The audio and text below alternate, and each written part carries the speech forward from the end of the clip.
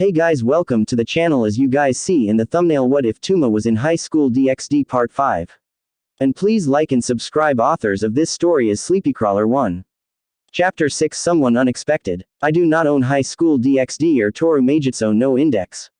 No Issei. Rias yelled out and grabbed him while speeding towards the ground. As they came into reach of the ground, she held him in his arms.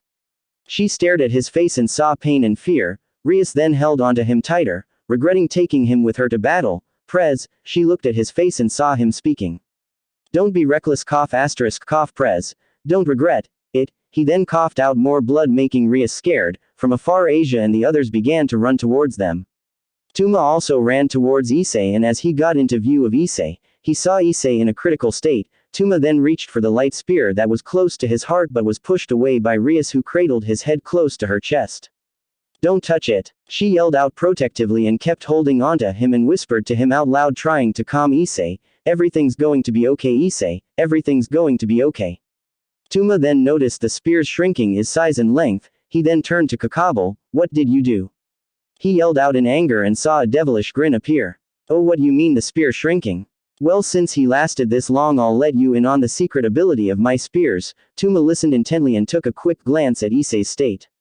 You see, my spears are something like poison. If it doesn't kill with one strike, then it'll kill you over time and drains the energy of the target, painfully.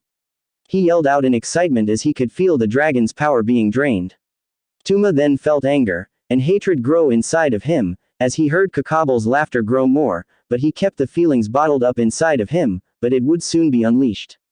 Asia and the others arrived, and she immediately begun to heal Issei but could not heal to her full potential, as the spears of light are poisoning him. Senpai, I can't close his wounds unless the spears are removed. They then looked at each other, not knowing what else to do but watch Issei die slowly, but Tuma approached Issei knowing he has the only ability to remove the spears and their effect. Just as he took a few steps towards Issei, a large light shine at the edge of his eyes, glowing brighter. As he turns to the light, he squints his eyes, seeing the form of a light spear that was enormous compared to the other one, and as he looks at where it was pointing, he saw it was targeted at his friends.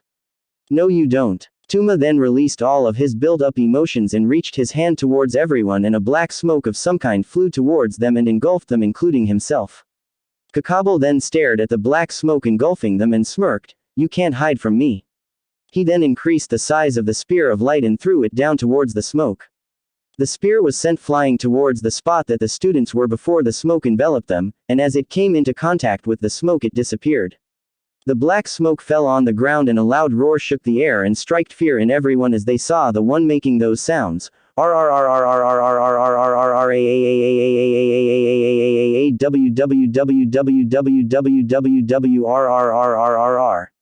They all stared at Tuma and saw his body emitting the black smoke. As they stared at him, the black smoke he emitted earlier came together on his body and solidified into black armor.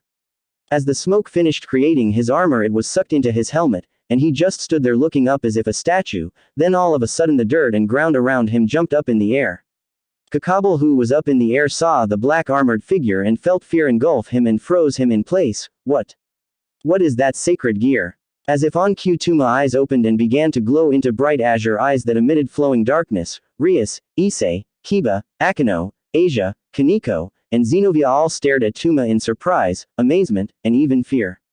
Tuma then stared at Kokabiel and he shook himself from his fear state and spoke, showing a shard of fear. If you think just changing into that armor will save you, you're wrong. Now perish in the flames of CHOAS. He then created his spear of lights all around him and aimed them towards Tuma. As he stood up in the air with his arsenal of spears, fear took his body over. Why am I afraid of him? He's nothing but a mere human. Kokabiel then threw all of the spears at once, targeting Tuma. The spears all came closer but disappeared as a black fire erupted from his right arm and engulfed the spears. Kokabiel was now losing his composed face and charged towards Tuma with spear in both hands ready. Why won't you just die? He thrusted both his spears at Tuma but thrusted through air. When Kokabiel couldn't complete his sentence as a fist slammed against his face with such power that it threw him back. Frustrated and now angry, Kokabiel begins to create a summoning spell and unleashes it at Tuma. Now die from my mystery beast. As it emerges, the portal opened up and out came a small girl somewhere close to Asia's size. Now attack him. Who are you and where is my monster?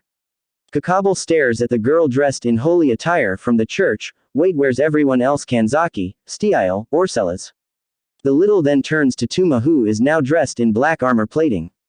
Tuma also stared at the little girl and know she was in the people who she called out, Index.